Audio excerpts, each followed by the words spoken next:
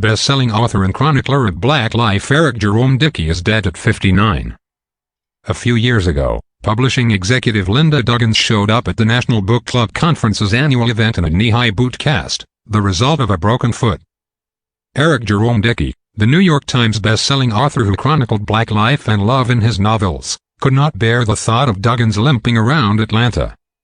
I was in front of the conference hotel on the way to one of the many gatherings when Eric drove up. Duggins, the senior director of publicity for Grand Central Publishing, told NBC News.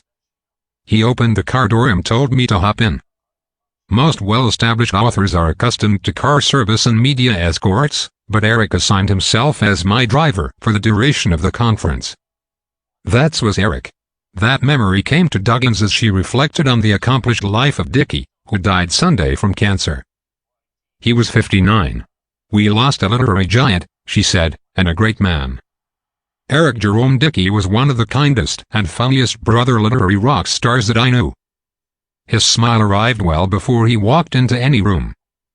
The wildly popular author lived in suburban Los Angeles and had been battling cancer for the few years, family and friends said. He underwent a bone marrow transplant in 2019 and was hospitalized for 3 months. He said he had lost 44 pounds, down to 147, in January 2020. "My college weight," he joked. Dickey, an only child raised by his grandmother, had 3 daughters. A private person, Dickey shared his illness with a select few. His aunt, Carolyn Jerry, said he had been recovering well. But he did not join the family for Thanksgiving. Instead, he had a friend pick up a plate for him. When Christmas came, Dickey passed on a plate, which alarmed Jerry. "I told my husband, Daryl, something's not right. Eric always would take a plate and freeze it if he had to," she said. "He had been doing so well, really well. But it was then I got concerned.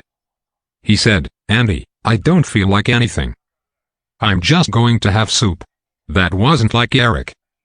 A prolific author, Dickey published 29 novels that ranged across genres, including contemporary fiction, romance, erotica and suspense, selling more than 7 million copies in all. He grew up in Memphis and graduated with a degree in computer science from Memphis University, where he was a proud member of Alpha Phi Alpha fraternity. He lived in Atlanta for years before moving to View Park, California. Alpha Phi Alpha member Roberto Young described Dickey as a good brother, who never forgot his roots.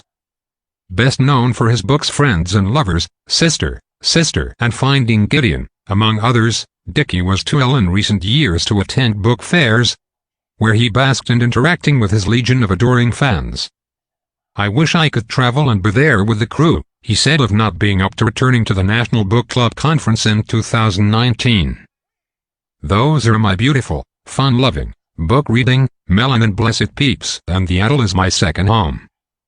This time next year I hope to be much better, laughing and beyond this little pothole that's trying to slow me down."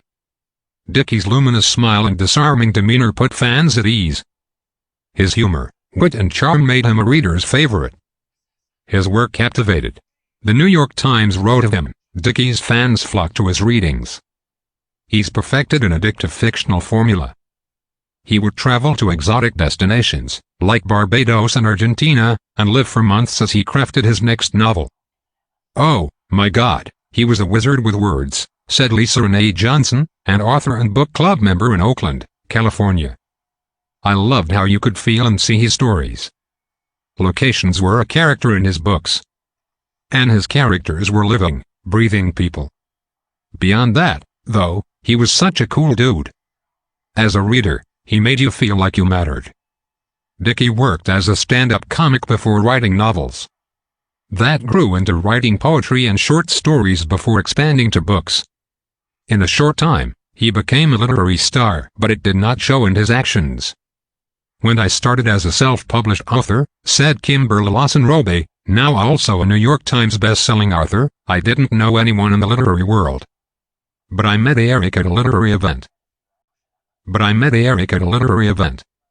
He came up to me, introduced himself and congratulated me. Since then he's became one of my biggest supporters. He would offer advice. I didn't have to ask. He was so generous and full of life. I loved the way he embraced other authors. He really was my brother in this industry. Travis Hunter, an author in Atlanta, related to Roby's sentiments. Hunter and Dickey met at a literary event when Hunter published his first book.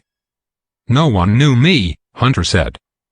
"Eric took me in the room with him and introduced me to everyone. Within 5 minutes of meeting him, I met some of the top agents in the industry. He was totally responsible for my whole career. But he was not just my literary brother," Hunter said. "We formed a genuine friendship. He didn't have a superficial bone in his body. I stayed at his house when I was in Louisiana, even when he wasn't there. When I was negotiating a book deal, he didn't want me to take a bad deal because I needed money.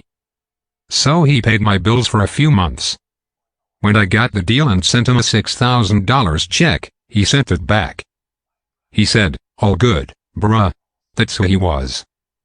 When word of Dickey's death reached social media, countless readers he connected with over the years expressed their shock and pain.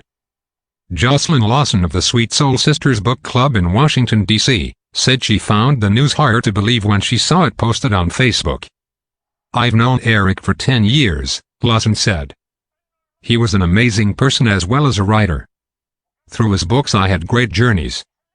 Dickey enjoyed and appreciated his fans, but was often reluctant to take center stage at literary events.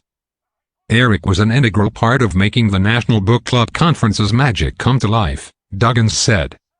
He rarely wanted to be in front of the room giving a talk. He was happiest sharing what writing meant to him in the company of fellow panelists. Aspiring authors and the readers who loved him were delighted to be in his space. Eric cared about black writers. Janice Aaron of Odyssey's book club network in California recalled meeting Dickey over the phone through a Jerry, his aunt. "He put us on hold for a minute," Aaron said. "Then he came back and talked for an hour. It's rough," Jerry said. "My husband and I are taking turns comforting each other." "Eric was a joy," added Duggins. "I will miss his kindness and humor, and the conversations about books and publishing, the most. Straight up, we all loved him."